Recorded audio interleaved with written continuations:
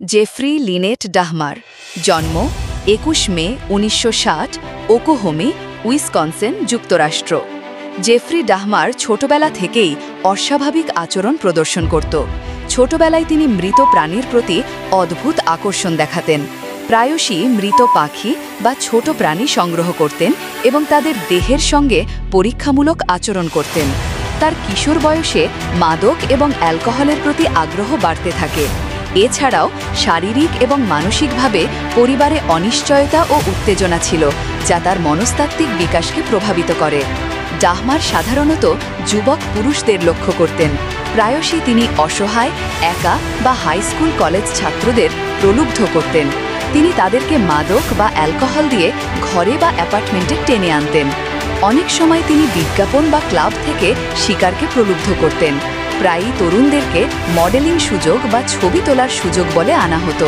প্রথমে বন্ধুত্ব বা সহায়তার ছদ্মবেশে শিকারকে আস্থা দিতেন।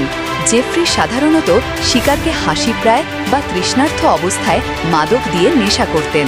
হত্যার আগে তিনি শিকারকে অচেতন বা নিদ্রাহীন করতে চেষ্টা করতেন। গলায় গলার রগ চাপা, শ্বাসরোধ, কখনো কখনো ধারালো অস্ত্র ব্যবহার। হত্যার পর ডাহমার দেহ সংরক্ষণ করতেন। দেহের কিছু অংশ কাটতেন বা সংরক্ষণ করতেন। কখনো কখনো মৃতদেহের ওপর অস্বাভাবিক যৌন আচরণ করতেন।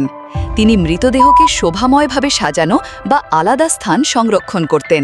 ডাহমার এমন একজন সিরিয়াল কিলার যিনি মানসিক বিকৃতি ও সাইকোপ্যাথি নিয়ে নিঃশেষভাবে অপরাধ সংগঠিত করেছেন। ১৯৮০ এবং ১৯৯১ সালের মধ্যে ডাহমার বহু হত্যা সংগঠিত করেছিলেন। অবশেষে ১৯৯১ সালে পুলিশ তার অ্যাপার্টমেন্টে অনুসন্ধান চালায় এবং বহু প্রমাণ পান। এখানে অম্লান হত্যা ও দেহ সংরক্ষণের প্রমাণ এবং বিভিন্ন নৃশংস জিনিসপত্র পাওয়া যায়। ডাহমার ১৫ জনের হত্যার জন্য দোষী সাব্যস্ত হন। তার বিচার হয় এবং ১৫টি জীবন কারাদণ্ডপ্রাপ্ত হন। ডাহমার এবং স্কারভার আরেকজন বন্দী জেসি অ্যান্ডারসনের সাথে জিমনেসিয়ামের বাথরুম পরিষ্কারের কাজ করছিল। তখন স্কারভার একটি ধাতব কাণ্ড দিয়ে ডাহমারকে মাথায় আঘাত করে এবং তাকে গুরুতর আহত করে।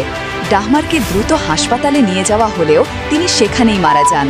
পরে ক্রিস্টোফার স্কারভার জানায় যে সে ডাহমার এবং অ্যান্ডারসন, যাদের দুজনেই অন্য বন্দীদের থেকে আলাদা রাখা হয়েছিল, তাদের অপরাধের জন্য ঘৃণা করত।